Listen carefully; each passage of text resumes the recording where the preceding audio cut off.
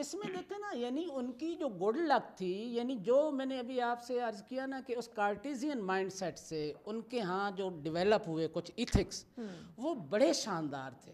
اب جو جناح پیپرز کا پریفیس ہے اس میں پروفیسر زیدی نے یہ سوال اٹھایا ہے کہ آخر جناح جو ہے وہ کانگریس کو چھوڑ کر مسلم ریپریزنٹیٹو کیوں بنے، مسلم لیگ کے سربراہ کیوں بنے.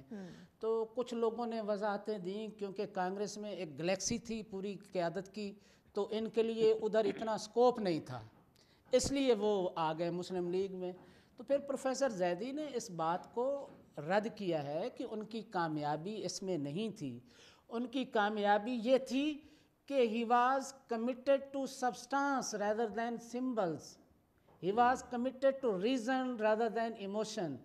He was committed to modernity rather than tradition.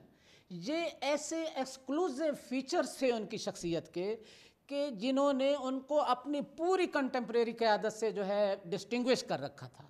اب جب وہ جلسوں سے خطاب کیا کرتے تھے تو وہ جو اس وقت کی عطا اللہ شاہ بخاری کی تقریریں اور خاکسار کی، وہ خود کہتے تھے کہ ان لوگوں کو کانوں کو چسکا لگ چکا ہے کہ ساری ساری رات ہماری تقریریں سنتے ہیں اور دن میں مسلم لیگ کا ساتھ دیتے ہیں.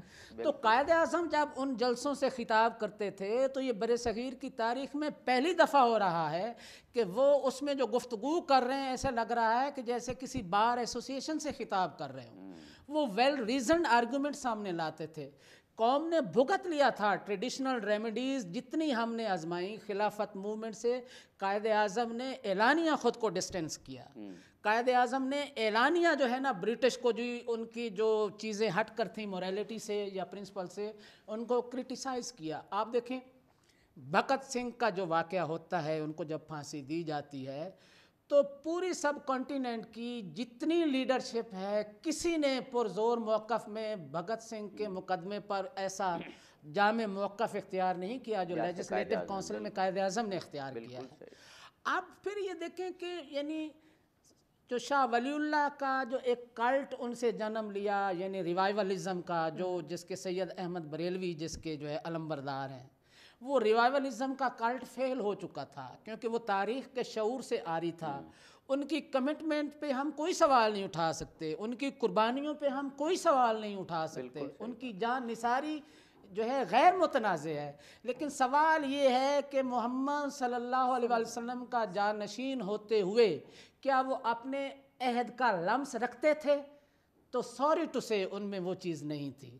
خلافت موومنٹ دیکھیں تو اس کے اندر بھی شیئر آئیڈیالزم آپ کو نظر آتا ہے، اس کے اندر کوئی پریگمیٹک پالیٹکس نہیں ہے. قائد اعظم نے اعلانیہ اس سے اپنے آپ کو ڈسٹینس کیا. آپ ان کے آئیڈیالزم کا یہ دیکھو نا کہ وہ مولانا جوہر اور دیگر یہ لوگ گئے ہیں وہاں سے ترکی کے لیے انصاف لینے کے خلافت عثمانیہ کو بچایا جائے. اب قائد اعظم اور علامہ اقبال ایک پیج پہ ہیں. جب یہ گئے ان سے کہہ رہے ہیں کہ ہمیں خلافت عثمانیہ کا تحفظ درکار ہے، تو انہوں نے بڑا سارکاسٹک سینٹنس کہا کہ جرمنی کو انصاف مل چکا ہے، خلافت عثمانیہ کو بھی انصاف مل جائے گا. تو اس وقت علامہ اقبال نے کہا تھا کہ یہ خلافت کی گدائی کرنے لگے ہیں. تاریخ سے تم کو نہیں آگہی کیا خلافت کی کرنے لگا تو گدائی، خریدیں نہ جس کو اپنے لہو سے مسلمان کو ہے ننگ وہ بادشاہ. ڈاکٹر صاحب ایک بریک لینا